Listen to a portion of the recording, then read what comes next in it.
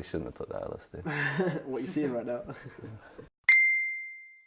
Hello, my name's Cal Brown, and today we have an exciting interview with director Fabrizio Federico about his new film, Teddy Bears Live Forever. So Fab, nice to meet you. Same here, nice to meet you. Could you give us a little bit of a premise about what the story's about? Oh, well, there's a lot of things going through it, actually. It's basically about this faded it girl called April, who was a superstar back in Hollywood, and she was a glamour queen, very hard lifestyle, a lot of drugs, a lot of typical superstar model, really. And she kind of crashes out and ends up in this UFO cult, and she kind of loses her mind a bit while she's in this cult, and ends up back in England, ends up back in London, and is trying to cure herself, really. So she's in this isolated state where she's in a room, and I kind of wanted to delve into the fact how people get over trauma, and I found that the miracle cure for that is touch. So if you receive touch, it sidesteps a lot of things and kind of gets to the heart of the matter. So I kind of wanted to go into that a bit more. But the problem is with her, she's got 6 different personalities. So in a way, she's 6 levels of consciousness. And it's a bit tricky, isn't it, kind of bringing them all together. And one of her characters, called Sam, is kind of like the troublemaker out of all the different personalities. So that's the one that she wants to focus on. So she wants Sam to lose her virginity, even though she's already lost her virginity. Her body's already lost her virginity, but this one character hasn't.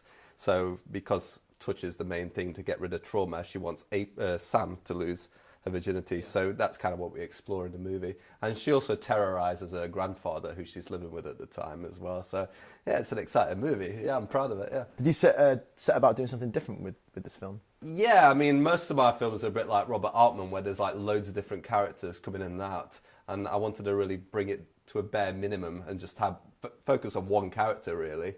So it's a bit cinema verite, and we just we blend all different genres all together in. So you got a bit of documentary in there, you got feature. So you don't know if it's a documentary or a feature. It's a blend of all these different characteristics all together, which I love films like that. They're more exciting, they're more dangerous. You don't know. Well, yeah, you don't know if it's real. You don't know what's going to happen. I mean, I never use scripts either, so it's a bit of free for all. Yeah, how come you don't use scripts in your films? I just find that they stagnate me. You have to. It's tough getting a good performance. I like performances where you don't know what's going to happen from one minute to the next. And that's why a lot of the time I just cast real people into my films. Wow, that's interesting. Yeah, you just get that real performance, that bit of voyeurism that, Stanley Kubrick used to do it as well, and Werner Herzog, he used to do that as well. So works for them, works for me. What sort of themes do you have involved in the film? I wanted to focus on a theme that had like a universal connection. Other than trauma, I wanted to really focus on the spiritual side of her. I wanted her to become a martyr, like a hero, and I wanted her to kind of touch a nerve, not just like a spiritual nerve, but also like a pop star type of, like what attracts people to pop stars. Yeah. I wanted that to focus also inside of her, because she used to be a superstar, and what happened, you don't know if she got sick of the lifestyle or she wanted a bit like a bigger connection to life. I mean, I think that's kind of what's happened in the 21st century. A lot of people have lost that whole spiritual side of life where, it's all celebrity all the time. And, life's so much more than just that. It's having a connection, and what she's looking for is that ultimate connection. Yeah. What sort of directors who influenced this film's premise? Yeah, that's difficult. I don't really find many. I don't know if it's I know the directors are out there, but I think the main problem is they don't get the exposure.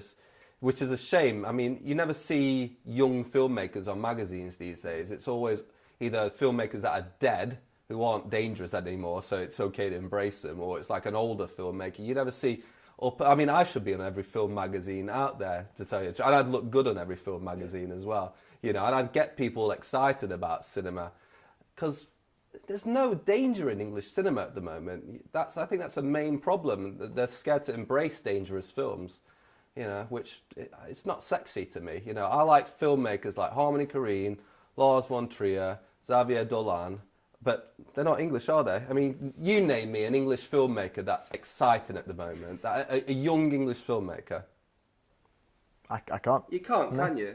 I mean, I think it's a bit of a slap in the face, isn't it, that they're completely ignoring what's happening. I mean, I saw an article recently and they were asking, where is working class cinema? It's like, you fucking blind? You know, like, they haven't done any research. They don't know how to do their jobs. And it really just fucking pisses me off, you know, like, they need to do their homework. There's all these fantastic films that are in the UK.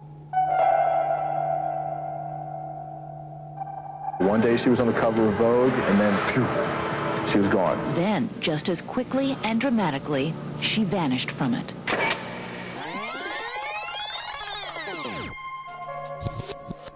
I woke up and there was a clothes hanger and lots of blood.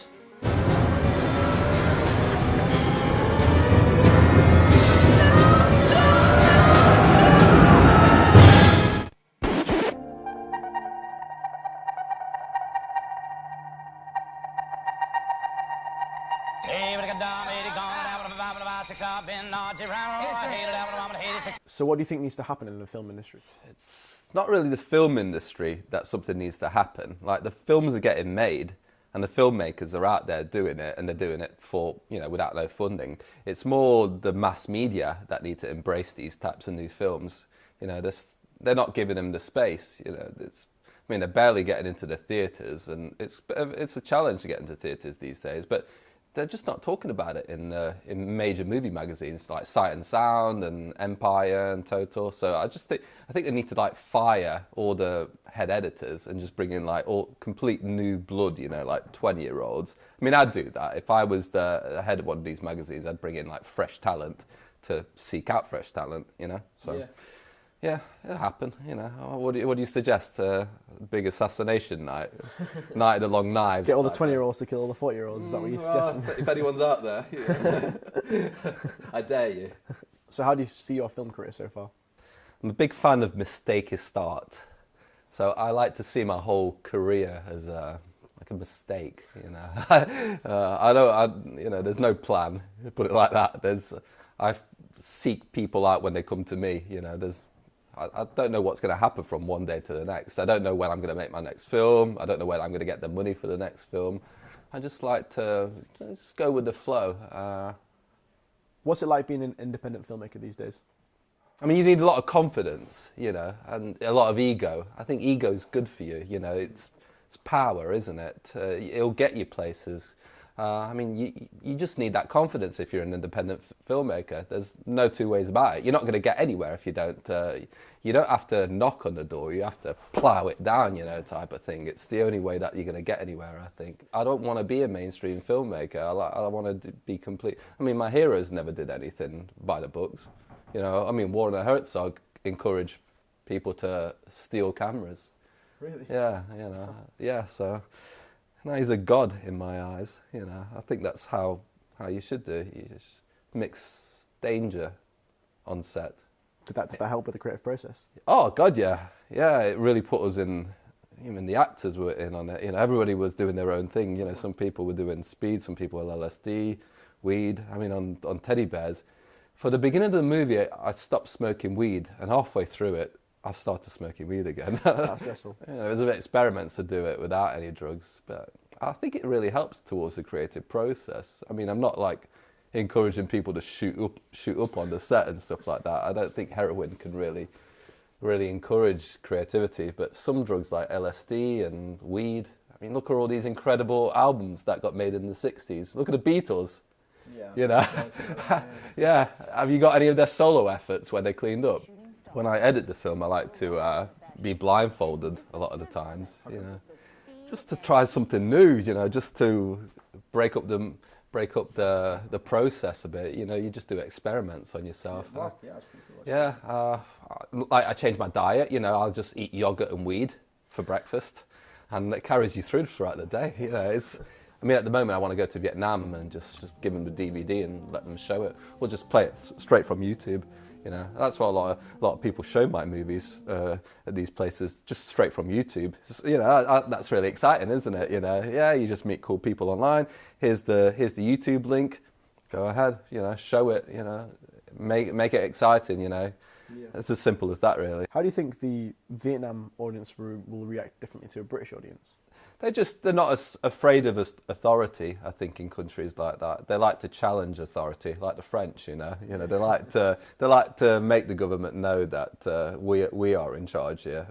We put you there, we could take you away. Yeah. Maybe that's why French cinema is very transgressive, It's very liberating. Your own version of Dogma 95? Oh, this is way more out there. Dogma 95 is child's play. I mean, Pink 8 is way more, it's up there. I mean, the actors don't know what, I mean, they're not actors to begin with, but the actors don't know what film they're even in. Director has to be a part of the film. They have to raise the money as they go. The director has to do something that they're afraid of. So, I don't know, for my first movie, being nude in public, I mean, I thought that was a great thing to get over, so I became a nude life model. Even mumblecore, mumblecore isn't really, that's hipster shit. Yeah. It's not dangerous. I think the only good thing about mumblecore that I really like is that the audio is shit. Like, they haven't put a big thing on audio, because it's just like, okay, we're going to get all the film friends around now, we're going to shoot the film. I find that really exciting. I mean, the cameras that I use, I destroy the cameras once the film's over, as a liberation type of, it liberates me. I like blurry angles, scratches on the camera, noise. I like my cinema to be ugly, I don't want a sheen around it or anything like that. So aside from filmmaking, what are your hobbies? I love pinball. Yeah. When I was living in Hungary, there's a pinball museum, and you can go there and you can play all these pinballs machines from like the 80s and 90s, and I'd be there. I'm really good at it as well. I'm an incredible pinball player, and I'd be like killing it, on the Terminator 2 pinball machine. Oh yeah, world records. Yeah, Hungarian world records. And I'm trying to solve the Zodiac killer case that's happened in the 70s in San Francisco, and it's still unsolved. We used to write into the press, and then they never found a guy. So so a group of me and some people out in San Francisco are trying to solve the Zodiac case. There's quite a few new contenders that have come up through the years as well. Yeah. I mean, I can't. More information. Yeah, I mean, I can't say what their names are because we're still you did it. Yeah, you did it. But it's exciting. I mean, Jack the Ripper. Was doing that about a year ago, and the trail kind of went cold. I mean, there was one rumor going around that Jack the Ripper might even been a woman. Yeah, I read about that actually. Yeah, she might have been an abortionist. Yeah, it can't be all about cinema all the time, Got to get away, haven't you, sometimes? Well, yeah. I mean, once you've finished, you kind of have to start rethinking of what you're going to do next. And I mean, that's the best thing about making the film, is getting into all these new subjects. So for like teddy bears, I wanted to get into all these it girls that had gone crazy. And so I started with like the 1920s flapper girls from like the jazz age. Okay. Yeah, because they were wild back then. What were they about? I've never heard of them. Just about having a good time, like the Great Gatsby. It's that whole thing of going out, Prohibition was on, you weren't supposed to be drinking, so it made it exciting, so everybody started doing it. You take away what the people want and they want it even more. Yeah. So, and then I started researching like people like Marilyn Monroe and Edie Sedgwick and Gia, even Kate Moss has, gone off the rails a couple of times. Oh yeah, I mean, I find women like that really sexy, women that are fucking crazy and got no safety net, and they have like a rapture about themselves. It's like you'd give up anything to like be with them type of thing. They got like a certain charisma or magic, and yeah, it's happened to me once or twice. I mean, when I was 15, I fell in love with this girl who ended up in a mental institution. One time I had tried to hang myself, I think. Sometimes I climb out of the window. How do you go about directing a film? I try to make everything on set distorted. I usually do one take. Hate doing multiple takes. It's got to be the first take. It's just, it loses its magic a bit. I mean, you're working with non-actors.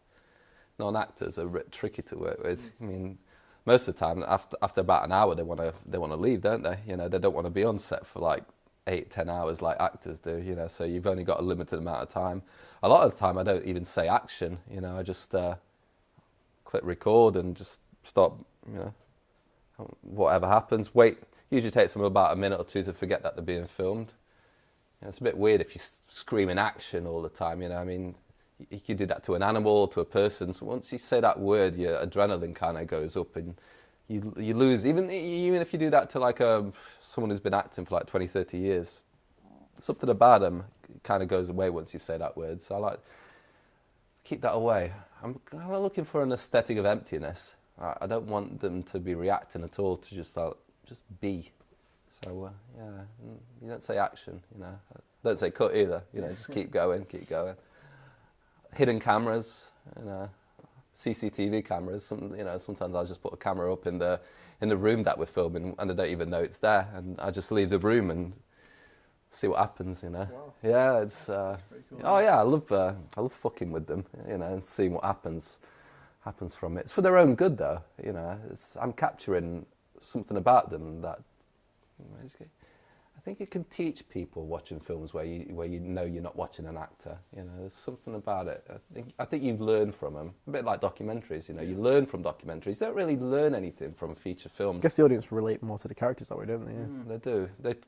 They take them more into their heart. So, rumour has it that you have quite a few nicknames, such as the Lizard King.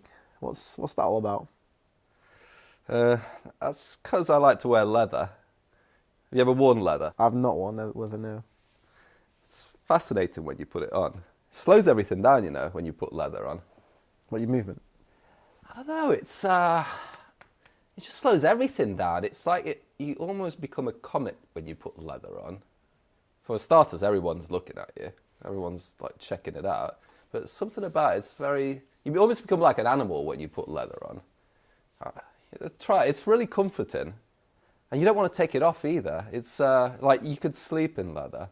I think that's where it started. You know, I guess Jim Morrison was called a Lizard King, and he wore leather. All right. Yeah, it's a shame. I think he would have been a really great director if he didn't die.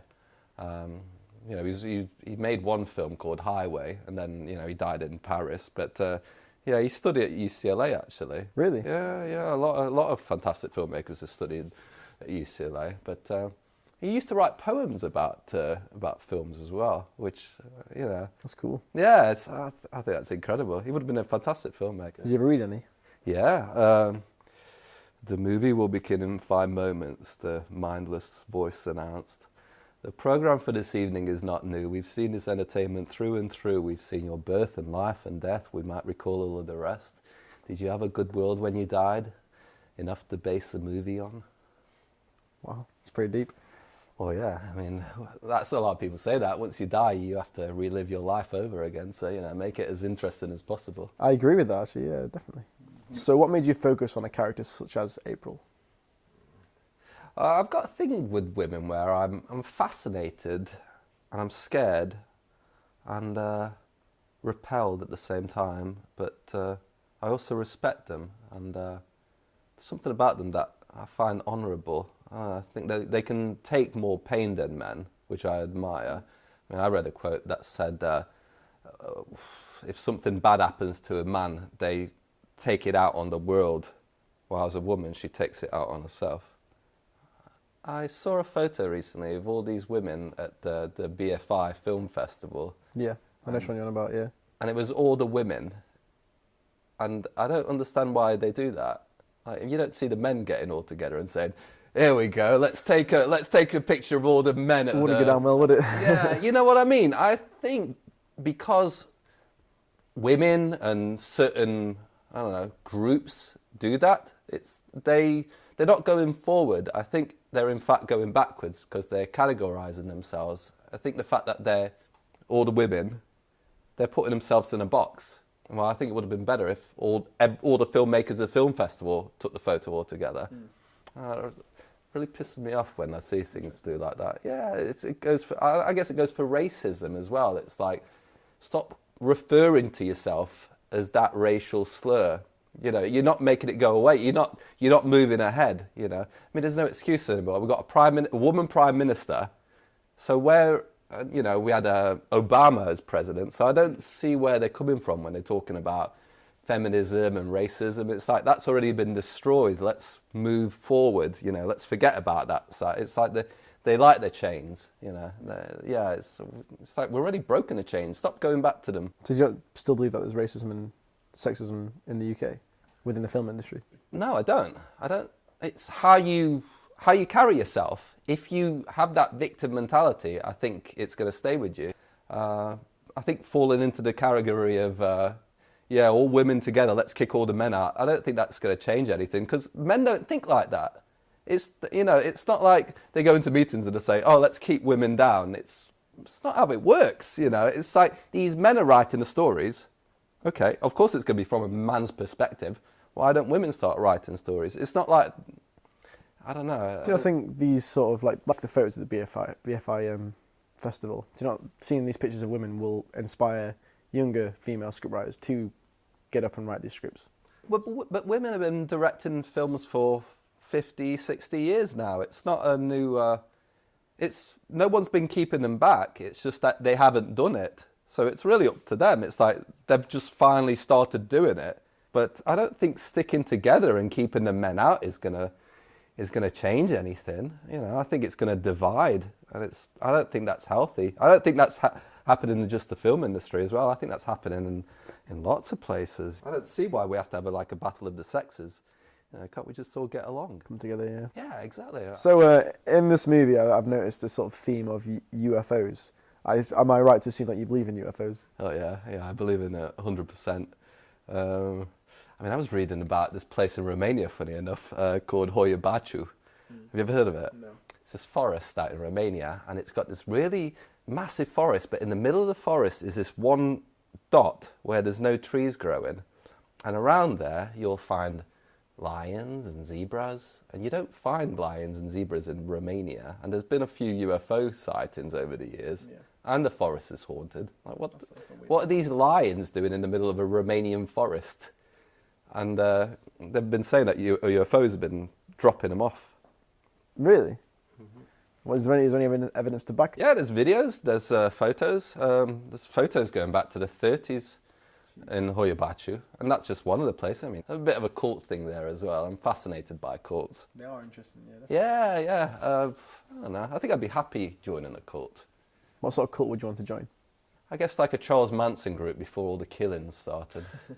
You know, I think he was onto something there. They seemed quite happy, and then he got into his whole helter-skelter trip, and downhill from there. Yeah, he went to the dark side. It's mad to think that things like that can happen collectively as well with people. Like, it's different beliefs, isn't it? Yeah. You know, not everybody can be. You know, there's a lot of greyness out there. You know, you got to put on your yellow sunglasses once in a while, and can't be grey all the time. Did you have any people specifically who inspired you to make the film? I usually dedicate the film to the music that I'm listening to while I'm making it. I wanted to also kind of cover certain men as well, like Kurt Cobain and Richie Edwards and Van Gogh.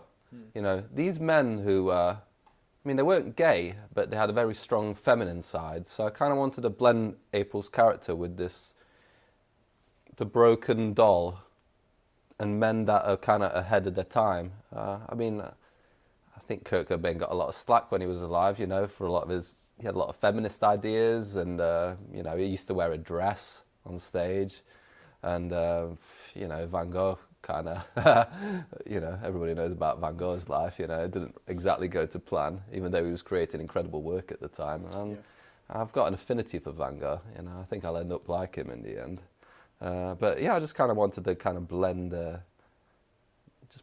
these guys who, they were everything. They were male and female, and, you know, they were very open to ideas. They weren't old-fashioned in that regard. I like it that society kind of moves forward, doesn't stagnate. And, you know, I mean, fair enough, I've got my macho moments, but I've also got, like, you know, I can also be delicate. Like, I think most men, you know, are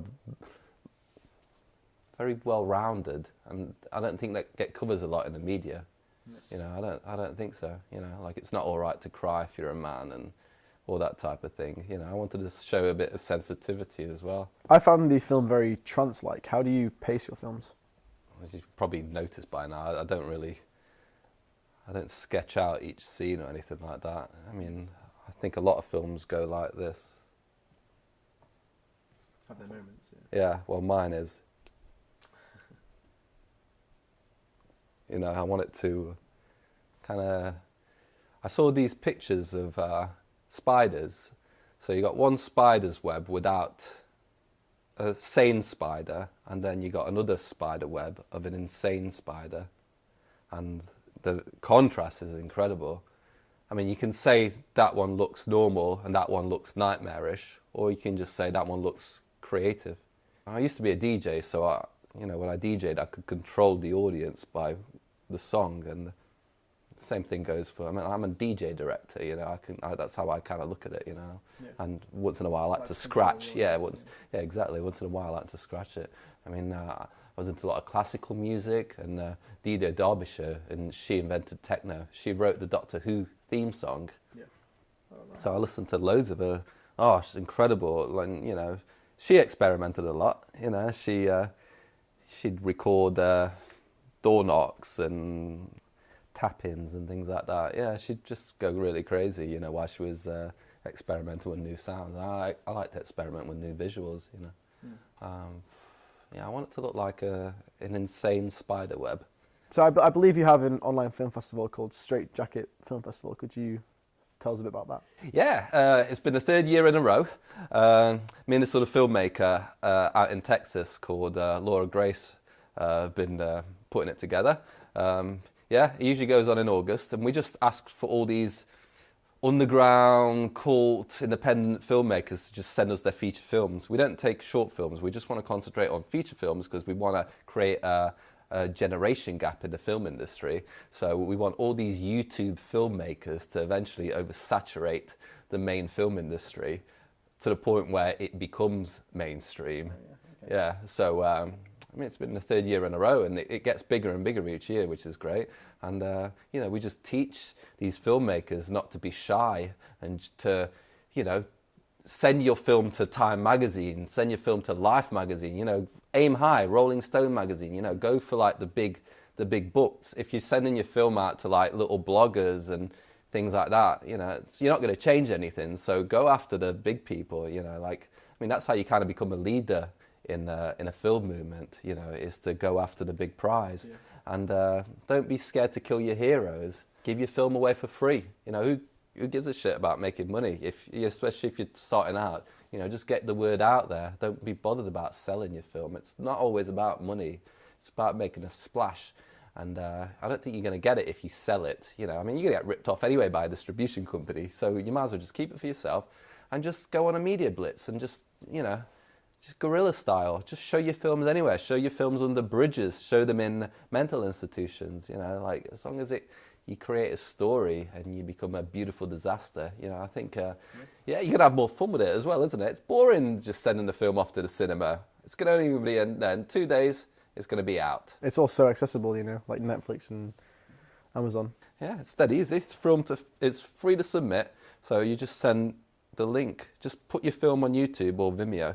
YouTube's better than Vimeo. Yeah. YouTube's more popular than Jesus these days. How do you feel about the protagonist, April, in the film?